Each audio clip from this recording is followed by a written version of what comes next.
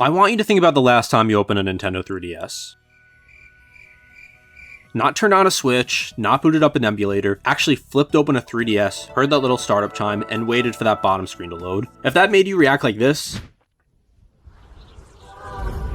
then you already know what this video is about. The 3DS and Wii U era was a weird time for Nintendo. It sits sandwiched between two of the most successful runs the company has ever had, with the DS and Wii on one side and the Switch on the other. And then in between those two peaks, you've got this 3DS, which eventually did really well but had a rough start, and the Wii U, which did not do really well. It barely sold more units than the amount of people there are in Pennsylvania, and that sounds like a lot until you remember the DS sold over 154 million and the Wii sold over 100 million. So not great. But here's the thing that never gets said about that era, at least not loudly enough. For the people who were actually there, elementary school age, middle school age, early high school, somewhere in that window, this didn't feel like the struggling era for Nintendo. It wasn't the weird transitional era that exists just to connect two successful ones, but it was one that mattered a lot. It was one that felt personal in a way later eras haven't fully replicated.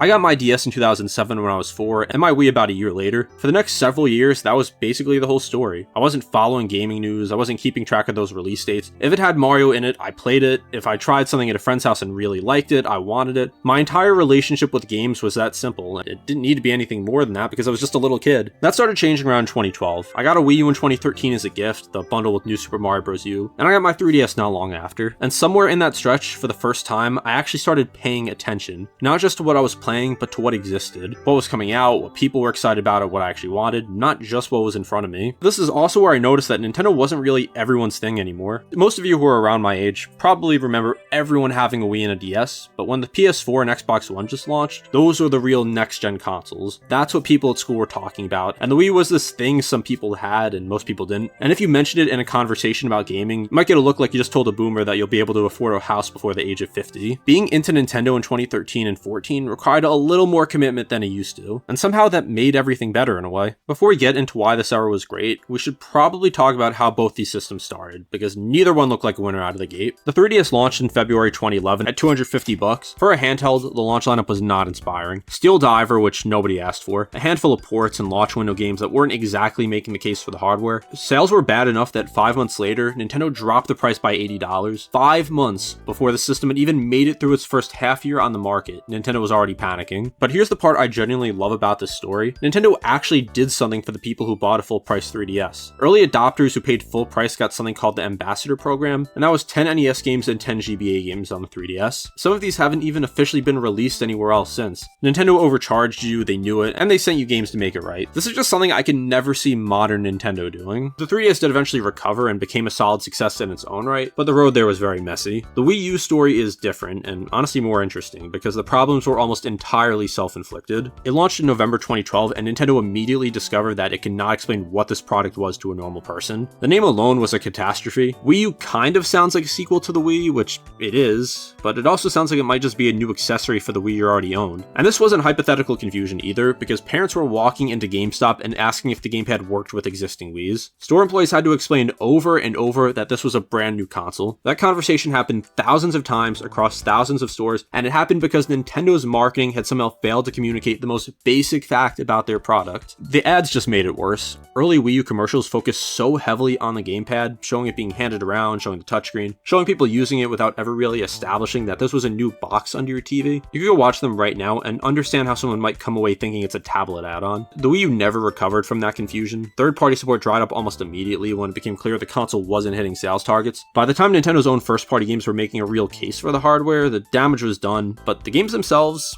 we'll get to those soon. Before I continue, I just want to say, if you're also interested in the Wii and DS era and what it was like to grow up then, I have this video. These are some of my favorite videos to make where I talk about my own personal experiences with some of my most nostalgic memories of Nintendo, so be sure to subscribe if you want to see more of that. One of the things I miss most about this era has nothing to do with a specific game. It's how much Nintendo felt like was actually ran by human beings. You had Reggie walking onto E3 stages like he had personally challenged the entire games industry to a fight. You had Iwata hosting Nintendo Directs that felt less like corporate announcements and more like a conversation. Someone who was actually excited about what the company was making and wanted to tell you about it directly, without a lot of PR polish in the way. You had Miyamoto showing up at events looking like he couldn't think of anywhere he'd rather be. And there was also guys like Bill Trinan, who was technically there to translate, but somehow became a presence in its own right. Nintendo Directs Directs during this era were events. Not in the explosive thousands of dollars of stage production way, in the way where you just genuinely be excited for it. You'd see one was coming and be hyped for it, and there was a specific quality to Directs when Iwata was hosting them that I've never seen replicated. They felt personal. It wasn't like you were just being sold products. You were, but at least it didn't feel like that all the time. It just felt like someone who liked games showing you games that he liked, talking to you like a person. The Iwata Ask series also captured that perfectly. He'd sit down with developers and just talk through how something got made, what was difficult, what got cut, what someone had been thinking when they designed a specific moment. It felt like curiosity from someone who happened to run the company, and it made you feel like you had actual access to how Nintendo worked. And it's extremely rare at that level. Then there's E3 2015. Nintendo showed up to E3 that year while everyone else was doing cinematic trailer drops and dramatic stage reveals, and opened their presentation with a puppet show. It featured Miyamoto, Reggie, and Iwata as Muppet characters, culminating in a Star Fox reveal with Puppet Miyamoto. It's insane, but it worked completely. And that's because Nintendo was comfortable with being Nintendo. They weren't trying to compete on anyone else's terms, and it was one of the most charming things we've ever seen at E3. There's also just less friction about being a Nintendo fan financially. Nintendo Selects was a real thing, a line of first-party games reprinted around $20. You could pick up Mario Kart 7, Ocarina of Time 3D, Luigi's Mansion Dark Moon, Pikmin 3 for the price of what a single Nintendo Switch Online expansion costs now. There were more experimental, smaller releases, less of that constant discourse about whether a $60 Nintendo game was worth $60. I'm not saying Nintendo is worse now, and I made a video going over this exact topic. The Switch era is great, and the games have been consistently excellent, but something about this period just felt different. They just felt scrappier and more human, and I think a lot of people who were paying attention at the time still feel the same way when they look back. For me, the DS and Wii era was about playing games when you had time. For the 3DS era, there was just something different about it. A lot of games became part of my daily routine. Basically, every day after school, I'd flip open my 3DS, not because I had somewhere specific to be in a game, not because I was partway through something urgent in it. I just wanted to see if there was anything regarding StreetPass or SpotPass, as well as check games like Animal Crossing and Tomodachi Life. Like with the DS, you just snapped it shut and then opened it, you were back. There was no loading screen, there was no startup sequence, and it just made it easy to fill gaps in the day. The Switch does a version of this, but it's bigger and heavier and feels more like a commitment to take out and put away. The 3DS was just there all the time, always with something small happening in it, and it had something big that the Switch just doesn't have. The Switch may have a bigger screen, it's way more powerful, it could dock to your TV, multiple people can play on one system, it could do things the 3DS never could have dreamed of, but it doesn't have StreetPass, and I'm still not over that. StreetPass was one of those features that sounds almost too simple when you describe it. Your 3DS silently exchanged data with any other 3DS that came within range, walking past someone on the street, sitting near them in a bus, passing them in a school hallway, without either of you doing anything or even knowing it happened. And then later when you took out your 3DS, there'd be a little green light in the corner, like something had happened without you doing anything. The green light on the 3DS was unreasonably exciting. Think about telling a Reddit mod he could spend the next 5 hours of his life banning people who slightly disagree with him. That's the type of excitement StreetPass had. That small LED on a clamshell device made my day consistently for years. You just see the green light and you never knew who it was gonna be. It was completely ridiculous in some ways, but I've never found any modern equivalent to it. Most of my StreetPass hits came from school, same as everyone. If you're anything like me, you'd go through your whole day with the 3DS in your bag, not thinking about it, and then open it up and find that there was like 2 or 3 Miis that had wandered into your Mii Plaza. Sometimes you knew exactly who they were, like you'd recognize the name or the Mii, but sometimes it was a complete mystery. Strangers Mii showing up with some inexplicable username, and you'd spend 5 minutes trying to figure out which person at your school was also secretly a Nintendo person. And the Mii Plaza itself had things to do with those Miis. I cover this in another video if you want to see that, but as a quick overview, Puzzle Swap gave you jigsaw pieces to collect. Each StreetPass might bring you something you were missing, so you had incentive to actually go places and collect these. Find Me was a tiny RPG where all the Miis you collected would fight monsters on your behalf, like you'd been building an army of strangers through the simple act of existing near them. Some games even built StreetPass into their actual core experience. Tomodachi Life let your island residents wander off and visit other people's games and then come back with stories. The idea of a Mii who grew up on your island and then possibly going to a stranger's island and even making it across the world as the chain of StreetPass keeps happening was a really cool idea that I'm sad we're not getting back in the next Tomodachi Life. What StreetPass got right was that it was completely passive. It didn't ask you to do anything, you didn't opt in, you didn't check in, you didn't post anything. You just lived your life with your 3DS in your bag and you noticed that you'd been near other people. It's a very specific kind of social feature. It's one that works because of actually being somewhere, and there's nothing like it on any current platform. The Switch is online forward, everything is intentional. You friend someone and join a lobby. There's no mystery, no excitement with it. Besides StreetPass, there was also Miiverse. This was Nintendo's attempt to build a social network inside their own ecosystem, which sounds like an absolutely terrible idea, but was also kind of perfect. Every game had its own Miiverse community. You could post text or hand-drawn masterpieces. You could comment, give post a yeah, Nintendo's version of a like, and see what other people were saying about the same game you were playing. And people used it in the most chaotic, creative, specifically Nintendo way imaginable. You'd find posts that were clearly the result of someone spending 45 minutes carefully drawing something incredible on the 3DS or the Wii U touchscreen, and directly next to them would be a stick figure with a caption that should not have been allowed anywhere in the community, but had somehow gotten 800 yeahs. It was like a box of chocolates. You never knew what you were gonna get. Life was like a box of chocolates. You never know what you're gonna get. What made Miiverse actually good rather than just funny was how it connected to actual games. In Splatoon, you could post drawings in the plaza your character stood in between matches. In Mario Maker, you could leave comments on levels. There was a feature where dying in a game let you post about it, so you'd be playing something and randomly see a ghost of another player's message, and it made you just feel more connected. Miiverse shut down in November 2017 with a date announced and then honored and then gone. There's a preservation project that archived a lot of it, which I do find really moving. The idea that someone cared enough about this weird Nintendo social network to go save it before it disappeared. It deserved that because it was one of the most genuinely Nintendo things Nintendo ever made. While social media has obviously gotten a lot bigger since the start of the 3DS and Wii U era, there was just something about having integrations into games and also having that Nintendo charm in it. StreetPass and Miiverse were doing the same thing from different angles. Both were about connection, but a connection that actually fit what Nintendo's platforms were, and they were both such distinct parts of this era that made it special for all of us who grew up during that time.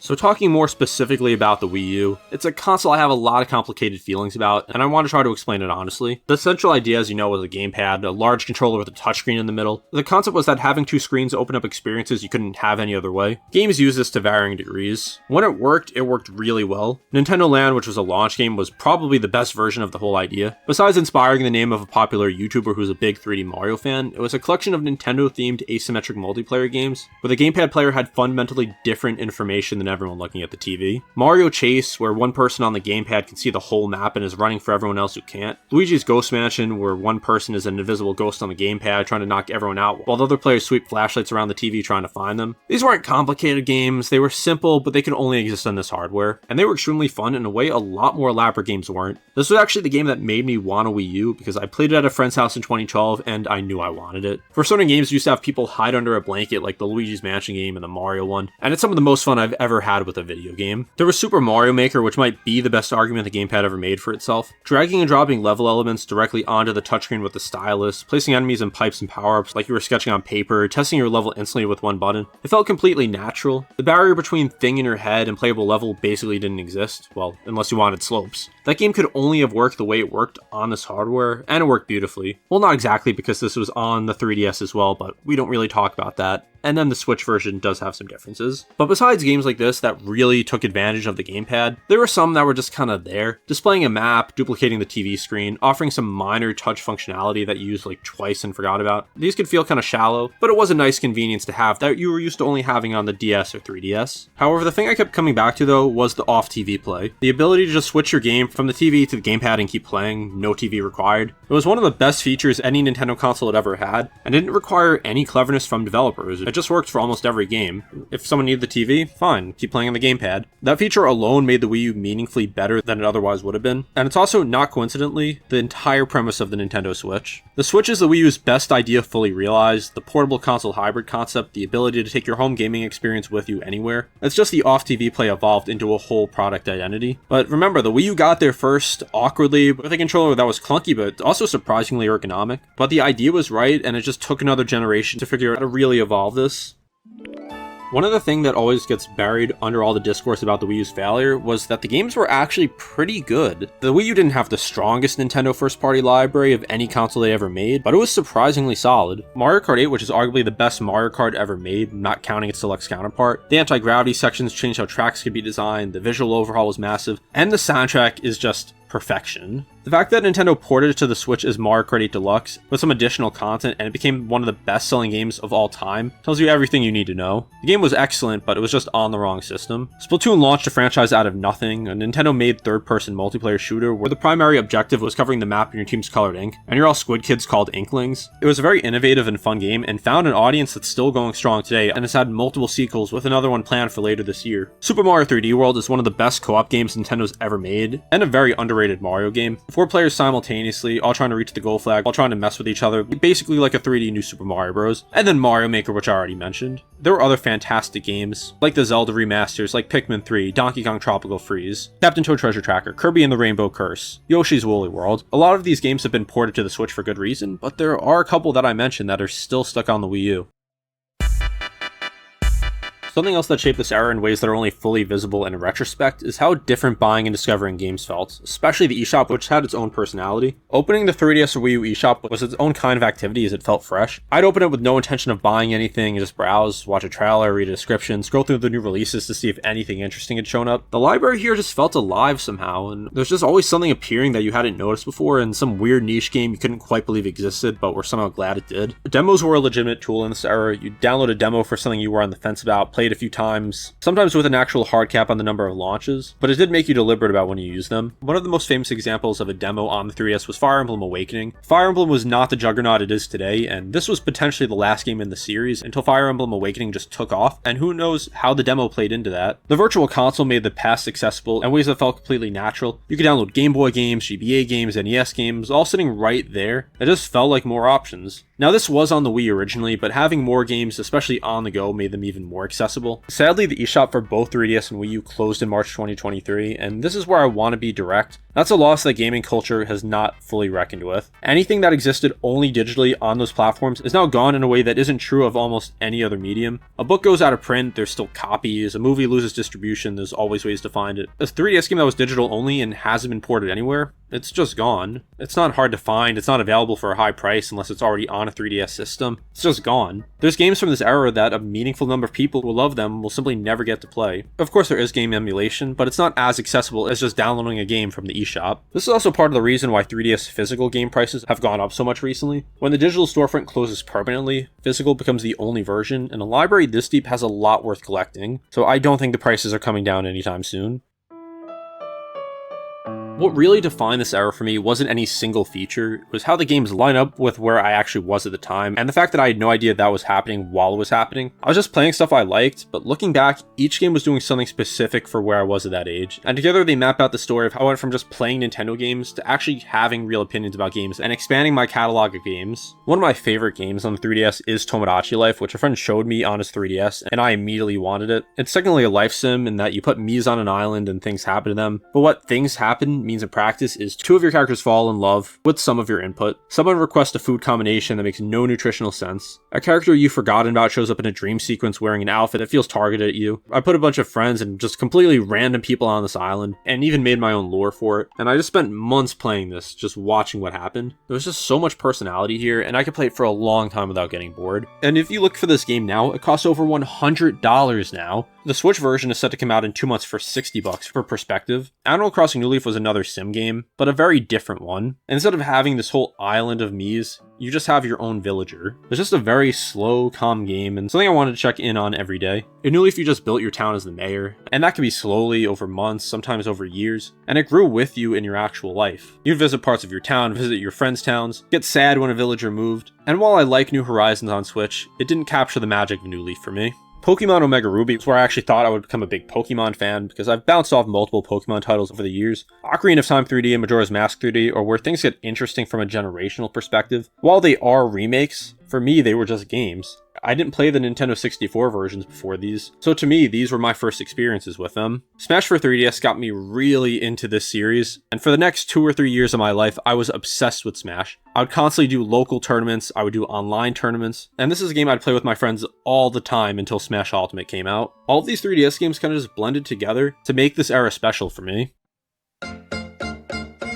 If the 3DS and Wii U era had one quality that defines everything else, it's that Nintendo was just weird during this time. Not in the weird in a bad way sense, but the weird in a we made a product that probably shouldn't exist but here it is sense. Tomodachi Life did not need to be made. There was no gap in the market demanding Mii-based island life simulator with chaotic relationship dynamics and original musical numbers performed by characters you created. But Nintendo made it anyway and sold millions of copies. Sometimes the weird thing is the right thing, and you just have to be willing to make it. And yes, I know it was a DS title too, but only in Japan and it was not nearly as popular. Nintendo Land was another weird game. I talked about it before, but it just had so many different ideas that you wouldn't have expected to be put together in an amusement park celebrating Nintendo history. There were also some less successful experiments, games that didn't have the best execution, ideas that sounded interesting and landed awkwardly, but there were more swings being taken and more range in what counted as a Nintendo game. If you look at the current Nintendo, they're making a lot of great games, but they're also managing a much larger and more valuable brand, and you can feel the difference. It's just less experimental games that are coming out nowadays from Nintendo. Something else special about this time for me is that I became so big into Nintendo games that I wanted to make a YouTube channel. In 2015, at just 13 years old, I found out that you could upload replays of Smash battles onto YouTube from the Wii U, so I created a channel and did that. I didn't know it at the time, but that decision would be one of the biggest decisions of my life. At first, it was nothing more than me and a few friends just playing games, talking about games, doing some unboxings. But 10 years later, I'm still running that channel, and I've made multiple others like this. It got me interested in games I never would have checked out otherwise, and really let me think more about the games that I've always enjoyed and why I enjoyed them.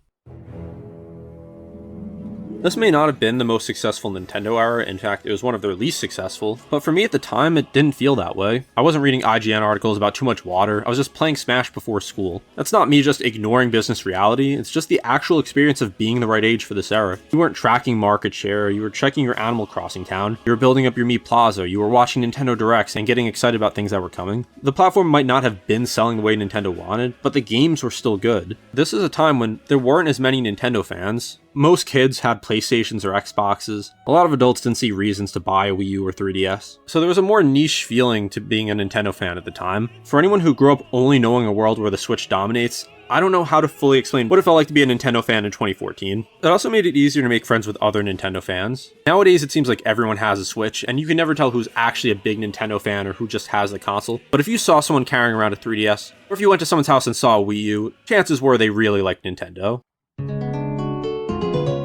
While this generation seems like a long time, it really wasn't, and it ended pretty abruptly and sooner than we thought. There was no ceremony, no final event, no moment where Nintendo held a send-off and everyone agreed that was it. But things gradually just became less present. After the Switch launched in 2017, updates slowed down, new releases got further apart. The things that had been part of your daily routine quietly became things you did occasionally, then rarely, then not at all. Miiverse shutting down in November 2017 with no final event or anything, fewer 3DS games coming out, and new releases pretty much being gone by the end of 2019 really marked the end of this era. And then the eShop closure in March 2023 was the real final chapter. The Switch didn't feel like a sequel to the Wii U. It felt like something completely different. Nintendo combined the best of both worlds and made one console, and that's the era we're in now. Gone are the days of having two separate Nintendo consoles with two different ecosystems, and a lot more creative and quirky ideas.